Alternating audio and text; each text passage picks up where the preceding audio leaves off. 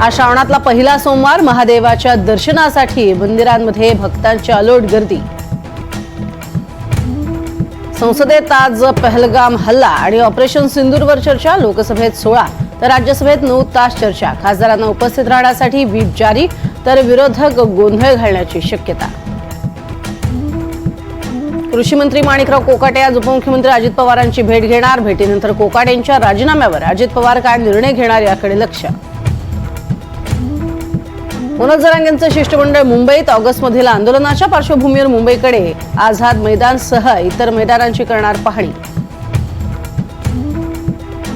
बाळासाहेबांच्या फोटो समोर दोन्ही भावांची भेट। राज ठाकरेंकडून उद्धव ठाकरेंना वाढदिवसाच्या शुभेच्छा। दोघांमध्ये 20 मिनिटं झाली चर्चा। वाढदिवसानिमित्त दोन्ही बंधू भेटले याचा आनंद। याचं राजकारण करणं योग्य नाही। राज उद्धव भेटीवर देवेंद्र फडणवीसांची प्रतिक्रिया। तर महाराष्ट्राच्या मनात काय हे आगामी निवडणुकीत दिसेल, फडणवीसांचा टोला।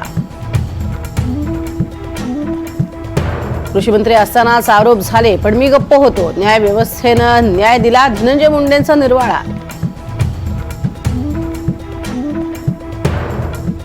पुणे रेव पार्टी प्रकरणामध्ये सर्व आरोपींना 2 दिवसांची पोलीस कोठडी। बनाव करून अडकवण्याचा प्रयत्न, आरोपींच्या वकिलांचा दावा।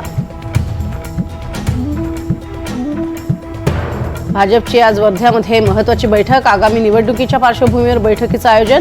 मुख्यमंत्री देवेंद्र फडणवीस, रवींद्र चव्हाणांसह नेते उपस्थित राहणार।